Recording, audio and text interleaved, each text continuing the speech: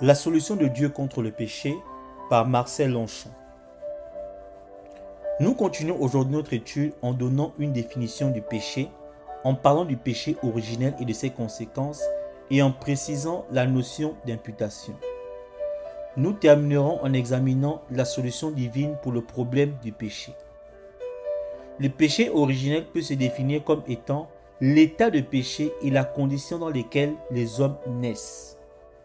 Il est désigné ainsi parce que il provient de la racine originelle de la race humaine, c'est-à-dire Adam. Il est présent dans la vie de chaque individu depuis le moment de sa naissance. Il est la racine intérieure de tous les péchés commis qui souillent la vie de l'homme.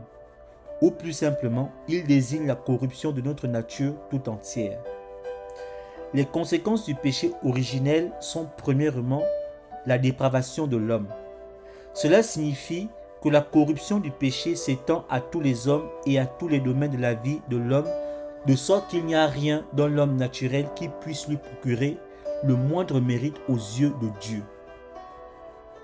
Deuxièmement, l'homme a une nature pécheresse innée. La nature pécheresse est la capacité de faire toutes ces choses, bonnes ou mauvaises, qui ne peuvent en aucune manière nous recommander à Dieu. Tous les domaines de la vie de l'homme sont affectés, c'est-à-dire son intelligence, sa conscience, sa volonté, son cœur et son être tout entier. En parlant maintenant de l'imputation, elle vient du mot latin imputar, signifiant mettre sur le compte de quelqu'un, et il se réfère au problème de savoir comment le péché a été mis au compte de chaque individu. Le texte de base de l'écriture à ce sujet est Romains 5 à partir du verset 12 qui enseigne que le péché est entré dans le monde à travers Adam. Seule la grâce souveraine de Dieu, l'œuvre de la rédemption de Jésus-Christ et la régénération par le Saint-Esprit peut sauver l'homme de la perdition éternelle et le mener au pardon de ses péchés, à la sanctification, à l'adoption divine et à la vie éternelle.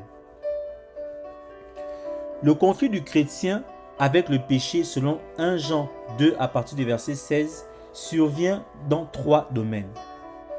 Premièrement, le monde. Le monde du grec cosmos dénote ce qui est hostile à Dieu, c'est-à-dire perdu dans le péché, totalement contraire à tout ce qui est divin, étant ruiné et dépravé. Les croyants sont avertis de ne pas aimer le monde ni les choses qui sont dans le monde. Jean indique également que le monde pousse le chrétien à pécher à travers la convoitise de la chair, la convoitise des yeux et l'orgueil de la vie. Ce monde se trouve sous la domination de Satan et il se manifeste par sa folie, son immoralité et son hostilité envers Dieu. Le chrétien doit réaliser qu'il a été crucifié en ce qui concerne le monde. Deuxièmement, nous pouvons parler de la chair.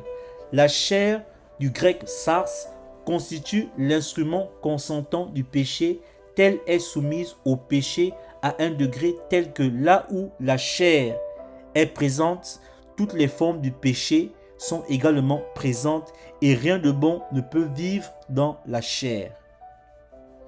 Le terme chair peut être utilisé dans un sens matériel.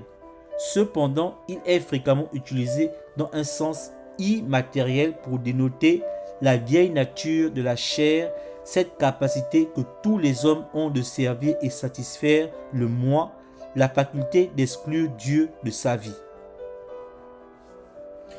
La chair, en tant que capacité à pécher, est décrite à travers l'expérience chrétienne de Paul dans Romains 7 à partir du verset 17 à 20. Elle implique la convoitise et elle domine l'esprit. Elle gouverne la vie du non-chrétien et la solution au dilemme de Romains 7 à partir du verset 25 réside dans la puissance du Saint-Esprit et une intelligence renouvelée qui considère la chair comme ayant été crucifiée. Et enfin, le diable. Le diable est un être réel qui s'oppose personnellement aux croyants et qui cherche à les rendre inefficaces dans leur vie chrétienne. C'est un ennemi redoutable des chrétiens. cherchant qui il dévorera, le croyant est donc appelé à résister au diable. Cela peut être accompli en revêtant l'armure du combat spirituel. Dieu a amplement équipé le chrétien pour le tenir à distance du chemin qui mène au péché.